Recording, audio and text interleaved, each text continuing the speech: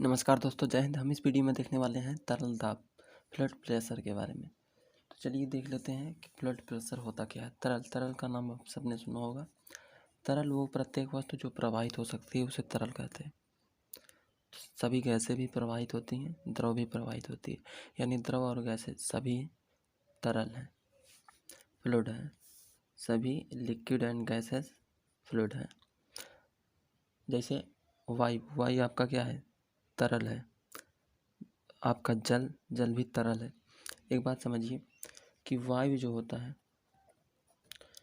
जब वायु बहती है तो इसे पवन कहते हैं। बहती वायु को पवन कहते हैं। इसीलिए जब बहती हुई वायु से जो ऊर्जा बनती है उसे पवन ऊर्जा कहते हैं। वायु ऊर्जा नहीं कहते, पवन ऊर्जा कहते हैं। और टायर में हवा भरने को कहते हैं हवा भरता है, यानी वायु भरता है। लेकिन उसे पवन भरा जा रहा है ये नहीं कहते हैं। और पवन यानी बहती हुई वायु से जो चक्कियाँ चलाई जाती हैं उसे पवन चक्कियाँ कहते हैं, वायु चक्कियाँ नहीं कहती। बात को समझिए, बहुत थोड़ा अंतर है। बहती वायु को पवन कहते हैं। पवन किसे कहते हैं? बहती हुई वायु को, वो वायु जो प्रवाहित हो। दाब क्या होता है समझिए। एकांक क्षेत्रफल पर लगने वाले बल को दाब कहते हैं। एकांक क्षेत्रफल पर लगने वाले बल को दाब कहते हैं। दाब बराबर बल बटे क्षेत्रफल। अब बात को समझिए कि एकांक की अगर आपके पास कोई सरफेस है, क्षेत्रफल है, उस पर जब आप बल लगाएंगे तो इसे कहेंगे कि हम उस पर दाब लगा रहे हैं। इस क्षेत्रफल पे बल लगाने को हम कहेंगे दाब लगा रहे हैं, यानी बल बटे क्षेत्रफल दाब कहलाता है। लेकिन हम यहाँ पर पढ़ रहे हैं तरल दाब।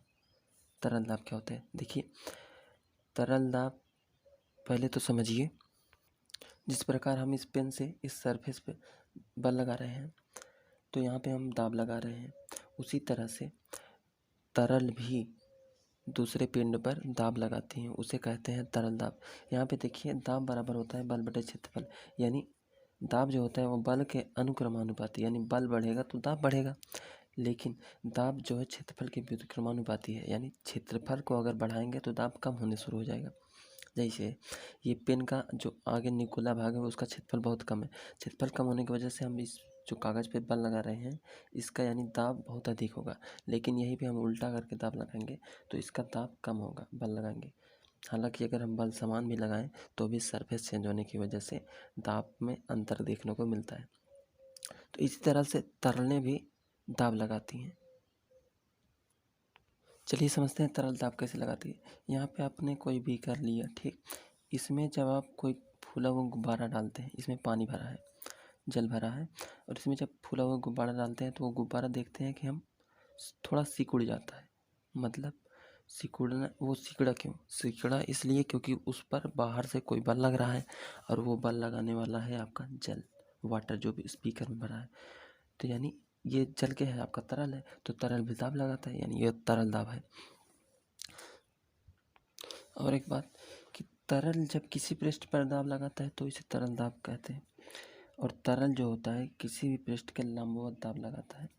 यहाँ पे जो गुब्बारा है आपका, इसके चारों ओर तरल लंबवत दाब लगाएगा। यहाँ से ये जो लंबवत दाब लगाएगा, यहाँ से भी लंबवत ही लगेगा, चारों ओर से लंबवत दाब लगेगा, तो इसे तरल दाब कहते हैं। अब तरल दाब के कुछ उदाहरण देख लेते हैं। जैसे अब आर्किमिडीज का सिद्धांत, ये भी तरल दाब पर आधारित है। जब हम कोई वस्तु किसी पानी में डालते हैं या फिर तरल में डालते हैं तो हम देखते हैं कि उसके भार में कुछ कमी आ जाती है। ये कमी क्यों होती है? कमी इसलिए होती है क्योंकि तरलें भी दाब लगाती हैं। तरल दाब लगाती है, इसलिए उसके भार में कमी आती है। उसके भार में उतनी ही कमी आती है जितना उस वस्तु द्वारा तरल विस्थापित होता है। दूसरा उदाहरण अगर हम देखें तो आपका जो कार्स इत्यादि होते हैं उनकी संरचना भी इसको ध्यान में रखते हुए बनाई जाती है। देखिए उनकी संरचना कुछ ऐसे न्यूक्लियर प्रकार की होती है। कार्स की आपके जो भी बुलेट ट्रेन या फिर इत्यादि जो भी स्पीड वाली ट्रेनें होती हैं उनकी संरचना ऐसे बनाई जाती है। इसलिए बनाई जाती हैं ताकि आपका तरल दाब कम से कम लग सके। सरफेस कम होने की वजह से तरल दाब कम हो जाएगा। अगर यहीं पे वो आगे का भाग चौड़ा कर देते जैसे कि नॉर्मल ट्रेन में होता है तो देखते कि यहाँ पे जो तरले आप आगे बढ़ रहे हैं तो तरल चारों ओर फैली हुई हैं वायु, तो वायु फैली हुई है, वायु भी दाब लगाएगी, तो ये जो दाब लगाएगी सरफेस एरिया बढ़ जाएगा। सरफेस एरिया बड़ा होने के कारण यहाँ पे अगर कोई ट्रेन F फोर्स से जा रही है और सरफेस एरिया उसका A है A1, तो इस पर दाब P/F/A होगा A1। लेकिन वहीं पे अगर इसकी सरफेस एरिया यानी आगे का भाग नुकीला कर देते हैं तो सरफेस एरिया A1 ये बहुत छोटा हो जाएगा A2, और A1 से छोटा होगा A2, और यहाँ पे अगर F बल से जाएगी तो यह P जो P2 बल लगाएगा ये F1/A2, और इस बल का मान चूँकि A2 का मान छोटा है इसलिए F1 का मान बढ़ जाएगा, यानी दाब बढ़ जाएगा, और ये ट्रेन काफ़ी अधिक गति से चलेगी और ये ट्रेन आपकी धीमी हो जाएगी, क्योंकि सरफेस एरिया बढ़ने से दाब घट जाता है। तो ये F बल से जा रही है तो इसका दाब जो ये ट्रेन लगाएगी वो कम लगा पाएगी, सरफेस एरिया कम कर देंगे तो दाब अधिक लगा पाएगी। इसीलिए आपकी जो ट्रेनें होती हैं, स्पीड कार्स होती हैं, जो रेसिंग कार्स होती हैं, उनकी जो आगे का भाग नुकीला बना दीजिए ताकि प्रेशर अधिक से अधिक लग सके और कार या फिर जो भी वो बाइक वाइक वो तेज़ी से भाग सके। अगर और उदाहरण की बात करें तो आपकी जो मछलियाँ होती हैं वो जल में रहती हैं, चूँकि जल तरल है, समुद्री जल, तो यहाँ पे मछलियों की संरचना आप देखते होंगे कुछ आगे नुकीला होता है। ये नुकीला भाग जो क्या करता है, इनको आगे बढ़ने में मदद करता है, इनको आगे बढ़ने में मदद करता है। अगर यही इनका भाग चौड़ा होता तो ये बहुत ही धीमी गति से भाग पाते, लेकिन आगे का भाग नुकीला होता है इसलिए ये तेज़ी से भाग पाती हैं। तो यहाँ पे आप काफ़ी उदाहरण से समझ गए होंगे कि तरल दाब होता क्या है। अब चलिए बढ़ते हैं कि गहराई के साथ साथ, गहराई या फिर ऊंचाई के साथ साथ तरल दाब में कैसे परिवर्तन हमें देखने को मिलता है, या फिर कहें कि तरल दाब पर गुरुत्व का क्या प्रभाव पड़ता है, ग्रेविटी का क्या प्रभाव पड़ता है। तरलों में गहराई बढ़ने के साथ साथ तरल दाब बढ़ता जाता है। चलिए देखते हैं कैसे। यहाँ पे एक बीकर है और इसमें वाटर है, पानी। यहाँ पे कोई पिंड है, ये स्वतंत्र तल से ऊपर की ओर है, स्वतंत्र पृष्ठ पर टच करता हुआ है, तो यहाँ पे कोई दिक्कत नहीं। अभी तो इस पर ऊपर से कोई प्रेशर नहीं पड़ रहा है, ऊपर से केवल वायुमंडलीय प्रेशर पड़ेगा, वायुमंडलीय दाब, बाकी अगल बगल से लिक्विड प्रेशर पड़ेगा, ब्लड प्रेशर। लेकिन जैसे जैसे नीचे आता जाएगा इस पर प्रेशर बढ़ता जाता है। क्यों? वो इसलिए क्योंकि इस पर तब ऊपर से भी प्रेशर लगना शुरू हो जाता है। ऊपर से प्रेशर कैसे लगता है, जब ये यहाँ पे आया तो इसके ऊपर ये सब लिक्विड आ जाएगा, तो यहाँ पे इसके ऊपर पूरा तरल आ जाएगा, और तरल का कुछ ना कुछ भार होता है और वो भार के कारण दाब लगाएगा इस पृष्ठ पर। जैसे आप किसी डिब्बे के ऊपर कोई डिब्बा रख देते हैं तो वो डिब्बा जो होता है अगर ये भारी है तो वो अपने भार के कारण इस नीचे वाले पे दाब लगाते हैं। ठीक वैसे उसके ऊपर तरल है तो तरल भी अपने भार के कारण ही इस पर दाब लगाएगा। तो ये फ्लूइड इस अपने भार के कारण इस पे दाब लगाता है, और जैसे जैसे गहराई बढ़ती जाती है उसका चूँकि हाइट बढ़ता जाता है, आप जानते हैं। ये ठीक वैसे ही जैसे कि अगर आप किसी पृष्ठ पर कोई बेलन रख दें या फिर कोई डिब्बा रख दें और उसमें पानी भर दें, जैसे जैसे आप डिब्बा मतलब डिब्बा की संख्या बढ़ाते जाएंगे और उसमें पानी भरते जाएंगे तो इस पृष्ठ पर भार उतना ही बढ़ता जाएगा। वैसे है कि जैसे जैसे इस पर गहराई बढ़ती जाएगी ऊपर की ओर द्रव अधिक होगा, तो द्रव अधिक होने के कारण इस पर दाब लगाते हैं। चलिए ये दाब की गणना करते हैं कि ये दाब कितना होता है। अब दाब निकालने के लिए आपको क्या क्या चाहिए, दाब बराबर बल बटे क्षेत्रफल। तो चलिए कैसे इस क्षेत्रफल को तो हम ज्ञात कर सकते हैं कि हम कितना चौड़ा पृष्ठ ले रहे हैं, वो तो पता हो जाएगा। यानी ए चौड़ाई मतलब ये जो क्षेत्रफल है, मान लीजिए हमने ए माना है, ए क्षेत्रफल पे हम बल लगा रहे हैं। अब वो बल कितना होगा, वो बल लगेगा इस द्रव के कारण। अब द्रव का बल बराबर होता है mg, चल बल चूँकि भार, बल और भार दोनों समान होते हैं, और क्षेत्रफल ए। mg का मान कैसे निकाला जाए, mg का मान निकालने के लिए m का मान पहले कैसे निकाला जाए, तो होता है घनत्व बराबर द्रव्यमान बटे आयतन। तो द्रव्यमान की गणना हमें करनी है तो घनत्व गुणे आयतन का ये घनत्व मान लीजिए इस लिक्विड का घनत्व रो है, रो घनत्व है, आयतन v है इक्वल टू m। और v आयतन को कैसे निकालेंगे, v करने के लिए करते क्या है, एरिया में हाइट का गुणा कर देते हैं। आपने पढ़ा होगा एरिया में हाइट का गुणा करने से यहाँ पे row A H equal to m हो जाएगा। m का मान इसमें रख दीजिए, तो रो A H G upon A से A cancel equal to row H G. तो इस पे जो दाब लगेगा इस पृष्ठ पे एरिया A1 पे ए पे जो दाब लगेगा उसका मान रो जी एच है, रो एच जी। अब यहाँ पे देखिए जैसे जैसे ये एच का मान जैसे जैसे बढ़ेगा वैसे वैसे दाब का मान बढ़ेगा। जैसे जैसे आप अंदर आते जाएंगे गहराई बढ़ती जाएगी वैसे वैसे रो जी एच का मान बढ़ता जाएगा, दाब बढ़ता जाएगा। यही कारण है कि अगर आप किसी पानी में गुब्बारे को जितने ही नीचे लाएंगे उसका आकार उतना ही छोटा होता चला जाता है, क्योंकि उस पर दाब उतना ही बढ़ता जाता है।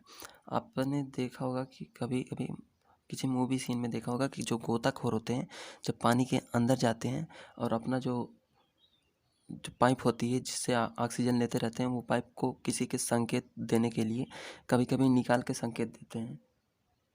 तो संकेत देते हैं तो वहाँ पे छोटे छोटे ऑक्सीजन के बुलबुले या फिर गैसेज के बुलबुले बनने शुरू हो जाते हैं। वो बुलबुले नीचे होते तो छोटे होते हैं, ऊपर आते आते बड़े होते चले जाते हैं। ये इसी कारण होता है क्योंकि नीचे दाब अधिक होता है, दाब अधिक होने के कारण इसका आकार छोटा रहता है बुलबुले का, वो जो बुलबुला बनता है गैस वायु का। लेकिन ऊपर आने के कारण दाब कम होता चला जाता है और बुलबुले बड़े होते चले जाते हैं। आपने ये देखा होगा। सेम वही होती है कि क्योंकि हाइट के कारण, गहराई के कारण दाब बढ़ता जाता है, इसलिए ये घटना देखने को मिलती है। अब यहाँ पे समझ लीजिए कि समान गहराई पे दाब समान होता है। यानी कि अगर कोई आपने बीकर लिया या फिर कोई भी तल है, कोई भी सतह है, कोई भी चीज़ है उसमें अगर लिक्विड है तो यहाँ पे अगर हम सेम हाइट से लें, सतह से सेम हाइट पे, ये भी एच और ये भी एच, तो इन दोनों बिंदुओं पे दाब समान होगा। जो फ्लूइड का प्रेशर होगा वो समान होता है, द्रव दाब समान होता है। तो अब आपने समझ गए होंगे कि तरल दाब का गुरुत्व प्रभाव कैसे होता है। गहराई बढ़ने के साथ साथ दाब बढ़ जाता है। चलिए देखते हैं वायुमंडलीय दाब क्या होता है। वायुमंडलीय दाब हम सभी जानते हैं कि हमारे चारों ओर मतलब वायु चारों ओर फैला हुआ है, तो वायु चूँकि फ्लूइड है तो ये भी दाब लगाना चाहिए इसे भी। तो यही होता है वायुमंडलीय दाब। वायुमंडलीय दाब क्या होता है कि वायु जब किसी पृष्ठ पर दाब लगाती है तो इसे वायुमंडलीय दाब कहते हैं। वायुमंडलीय दाब कैसे, इसकी परिभाषा देखिए कि किसी भी तल से अगर एकांक क्षेत्रफल के किसी तल पर जो वायु होता है वो अधिकतम ऊंचाई से लेकर उस पृष्ठ तक की ऊंचाई के कारण जो वायु भार होता है उसे दाब कहते हैं। यानी कि ये कोई आपका तल है, इसके ऊपर वायुमंडल यहाँ तक फैला हुआ है, तो ये एच ऊंचाई के कारण ये वायु भार होगा, उसके कारण ये दाब लगाएगा एरिया ये A1 ए पे। तो वायु भी, तो किसी बिंदु पर वायुमंडलीय दाब उस बिंदु के एकांक अनुप्रस्थ काट के क्षेत्रफल वाले से उस बिंदु से वायुमंडल की अधिकतम ऊंचाई तक का जो वायु भार होता है उसके बराबर होता है। अब ये वायु है, वायु का घनत्व रो मान लीजिए, ऊंचाई एच है, गुरुत्व ग्रेविटी जी है, एरिया A1 है, तो हमें इस पे निकालना है वायुमंडलीय दाब क्या होगा। तो वायुमंडलीय दाब इसका वायु भार और इसका एरिया का अनुपात होगा। वायु भार क्या होगा, रो एच जी आपने पढ़ा, हाइट के कारण या फिर गहराई के कारण इतना ही दाब होगा, और एरिया ए है, तो ये है वायुमंडलीय दाब। तो समुद्र तल पे निकाला गया जो वायुमंडलीय दाब है उसका मान आता है 1.013 × 10⁵ पास्कल। पास्कल वायुमंडलीय दाब का मात्रक होता है। दाब का मात्रक, दाब न्यूटन पर मीटर स्क्वायर इक्वल टू आपका पास्कल भी कहते हैं। इसकी जो बीमा होती है वो होती है m(L)⁻⁻1 T⁻²। ये इसकी बीमा होती है। मात्रक न्यूटन पर मीटर स्क्वायर या फिर पास्कल, बीमा m(L)⁻1 T⁻²। तो ये होता है वायुमंडलीय दाब। तो ये था तरल दाब और गहराई के कारण दाब का प्रभाव।